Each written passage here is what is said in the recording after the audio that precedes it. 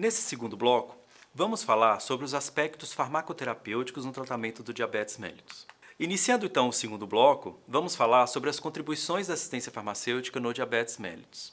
Mas antes disso, vale destacar que a assistência ao usuário com diabetes mellitus deve ser direcionada para o controle glicêmico, mas não se esgota aí.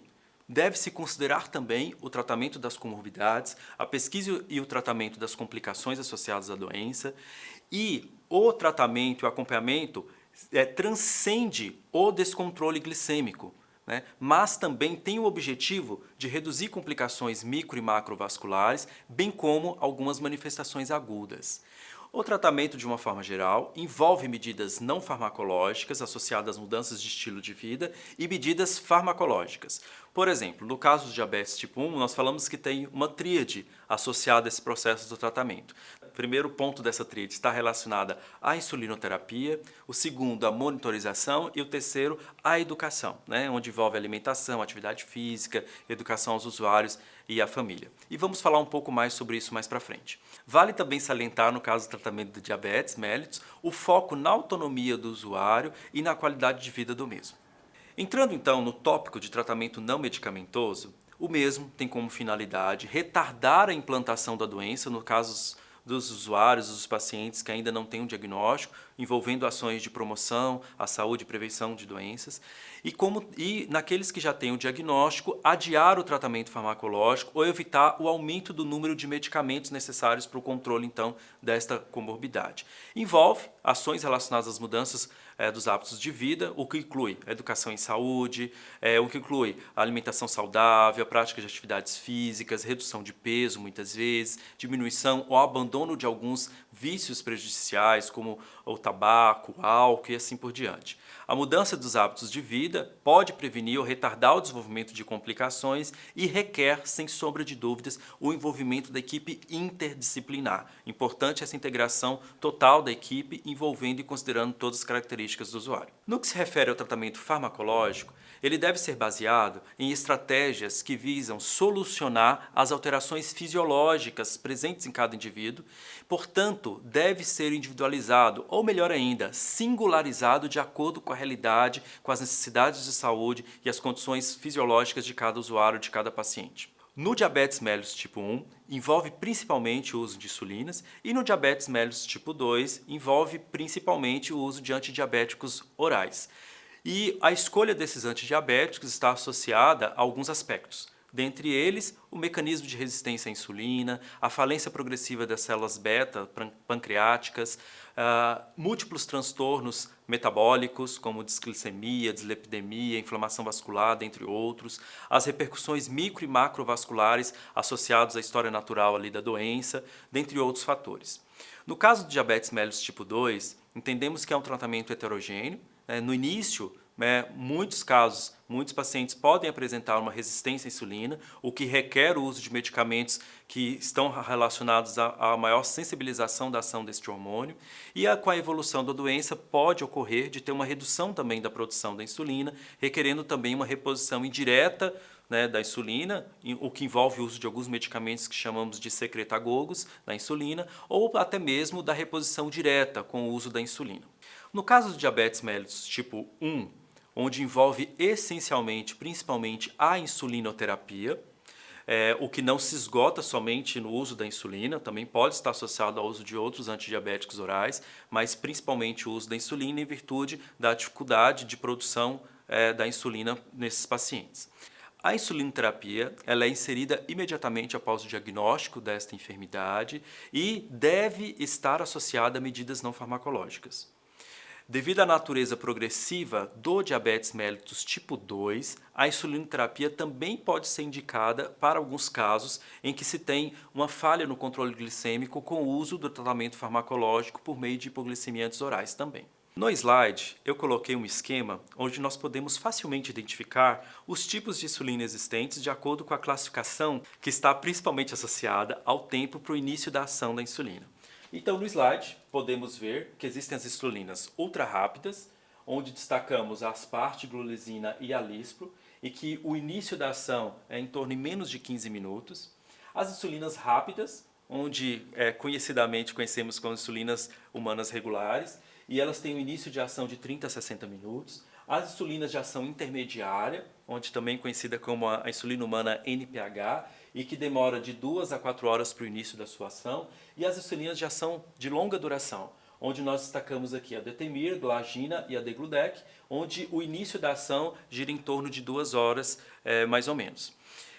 Esses medicamentos, dentre essas insulinas que estão aqui no slide, nós temos disponíveis no Sistema Único de Saúde, nas farmácias públicas, né? As insulinas ultra rápidas, Glulizina e Lispro, especificadamente nas farmácias do componente especializado da assistência farmacêutica, antigamente chamadas de alto custo.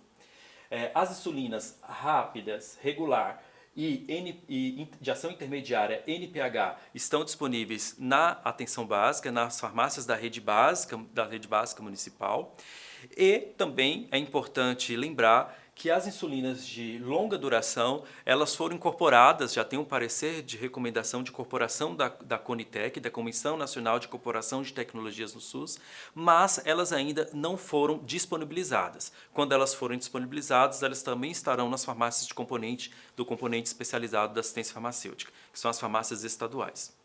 No caso de diabetes tipo 2, a literatura traz algumas divergências nas recomendações do tratamento farmacológico, mas existem alguns consensos, principalmente associados ao uso da metformina, que é uma biguanida, como fármaco de escolha para o início desse tratamento, né, principalmente devido à relação custo-efetividade, ser uma relação positiva, a redução das complicações micro e macrovasculares, que esse medicamento tem um efeito também positivo, o reduzido risco de ocorrências de hipoglicemia quando utilizado como monoterapia e assim por diante. Aqui são alguns benefícios desse antidiabético oral. Em algumas situações, pode ser necessário o uso combinado de antidiabéticos orais, o que na maioria das vezes envolverá o uso da metformina associado a um ou mais antidiabéticos.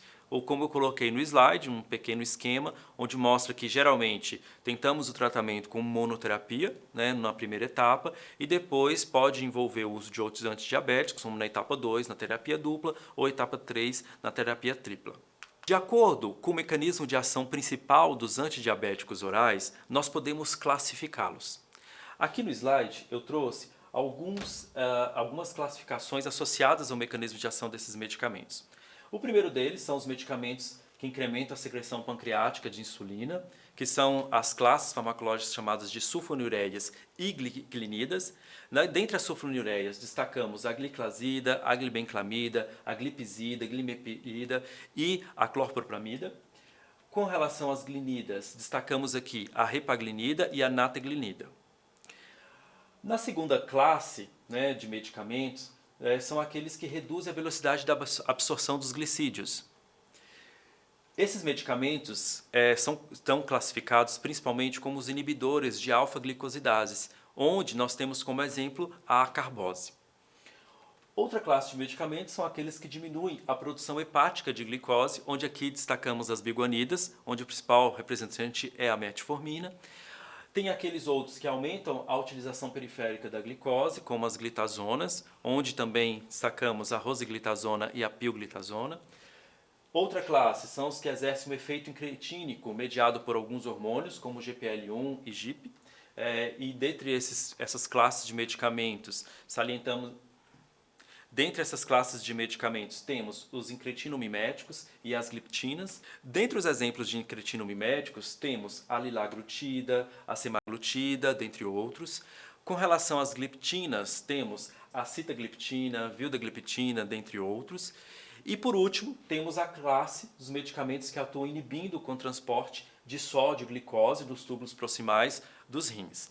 Essa classe é denominada inibidores de SGLT2, onde nós temos como exemplos a canaglifosina, empaglifosina e dapaglifosina. Aqui nessa lâmina eu trago um resumo da classificação desses medicamentos, em que os medicamentos que atuam no incremento da secreção pancreática da insulina, eles são chamados de secretagogos, uma vez que eles aumentam a secreção da insulina.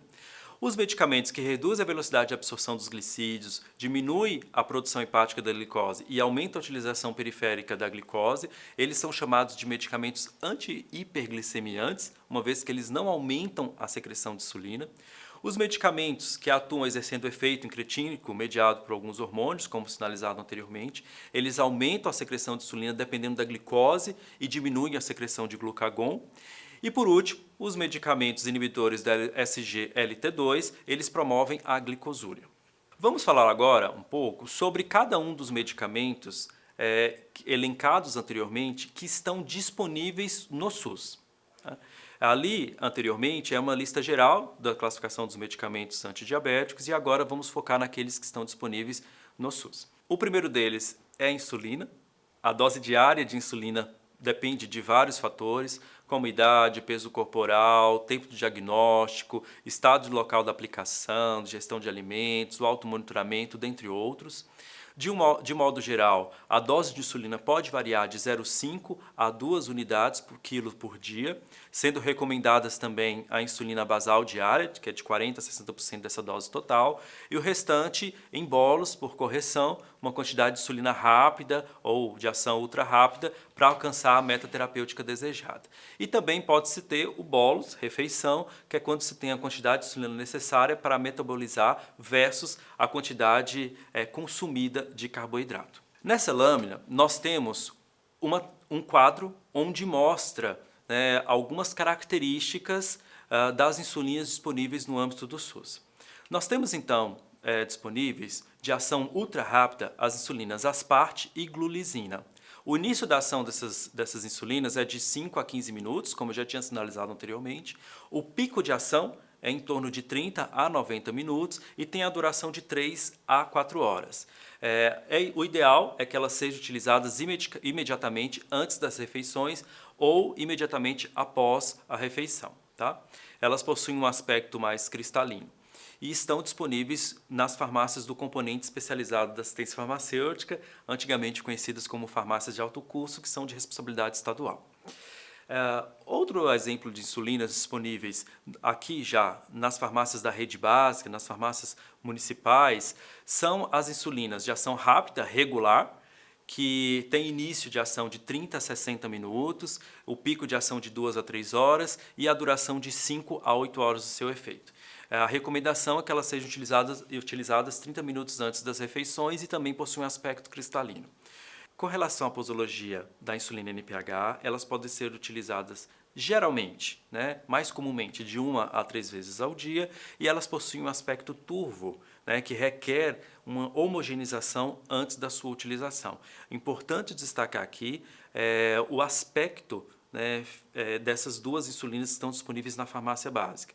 As insulinas regulares têm um aspecto mais cristalino e as insulinas de ação intermediária, NPH, têm um aspecto mais turvo. Muitas vezes os usuários, os pacientes, vão utilizar essas duas insulinas e é importante estar atento à identificação correta dessas insulinas para que ele não possa fazer uma troca de dosagens ou confundir no momento da sua utilização. Quanto aos locais ideais para aplicação das insulinas, nós temos ali elencados os braços, o abdômen, as coxas, as nádegas e, de acordo com o local, nós podemos ter uma alteração da velocidade de absorção, de acordo com esse local, sendo mais rápida a absorção no abdômen, intermediária a absorção nos braços e mais lenta nas coxas e nas nádegas.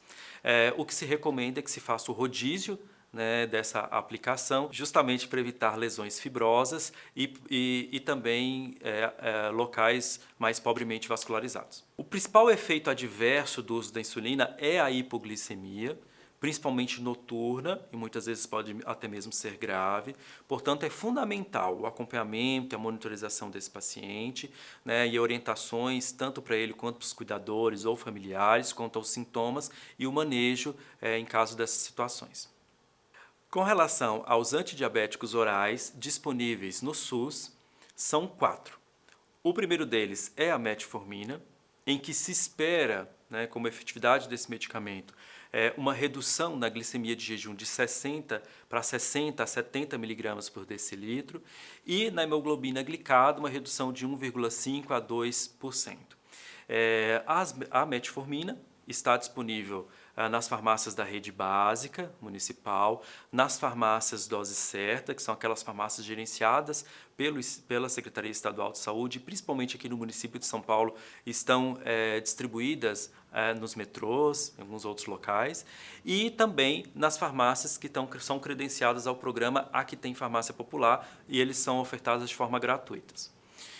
Outros medicamentos que fazem parte da classe das sulfonilureias e que estão disponíveis no âmbito do SUS são a gliclazida e a glibenclamida.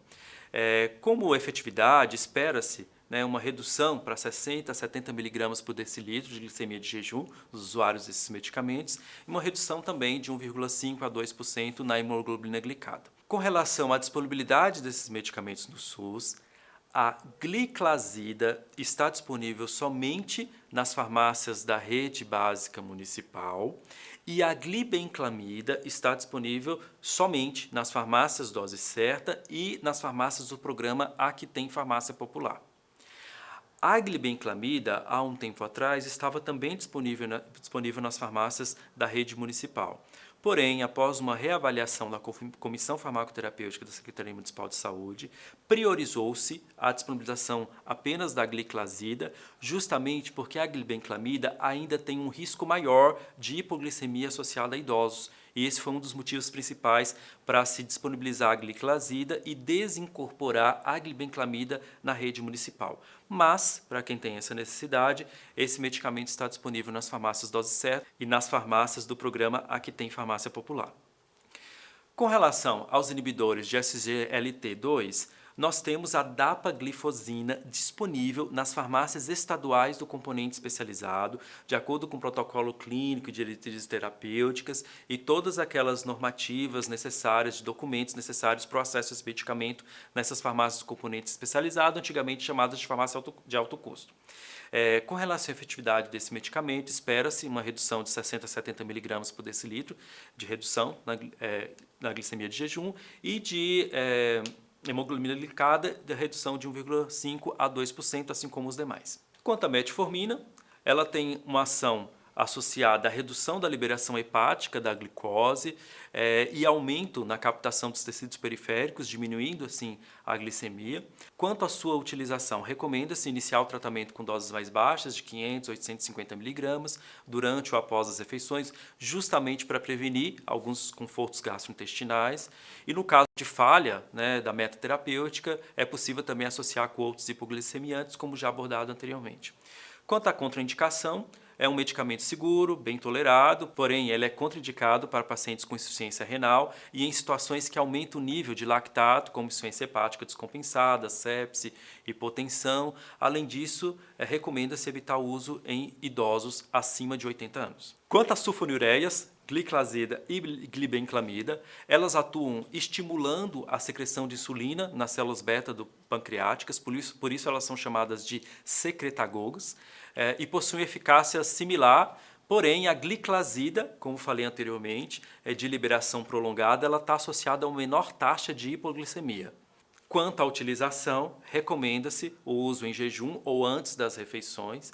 A gliclazida de liberação prolongada deve iniciar a dose com 30 mg e a dose máxima pode chegar a 120 mg por dia. Já a glibenclamida inicia-se com a dose de 5 mg e recomenda-se que não ultrapasse a dose máxima de 20 mg por dia. O tratamento geralmente é associado com outros hipoglicemiantes, principalmente metformina, e quando for necessária essa intensificação terapêutica desse controle glicêmico. Com relação às contraindicações, também são medicamentos bem tolerados, porém contraindicados para pacientes com disfunção renal ou hepática graves. Já a dapaglifosina, que está disponível nas farmácias componente especializado, ela atua diminuindo a reabsorção renal da glicose, aumentando a excreção urinária, favorecendo assim a redução da glicemia, independente da secreção endógena ou da ação da insulina. Recomenda-se o início do tratamento com a dose de 10 mg uma vez ao dia e o uso é recomendado para pacientes com diabetes mellitus tipo 2, com idade igual ou superior a 65 anos e doença cardiovascular estabelecida, que não conseguiram controlar adequadamente o tratamento ali com metformina ou alguma sulfonilureia também. Está indicada em associação à metformina e alguns outros antidiabéticos e ela tem algumas contraindicações de acordo com a taxa de filtração glomerular. Aqui finalizamos então o nosso segundo bloco e no próximo e último vamos falar sobre o cuidado farmacêutico.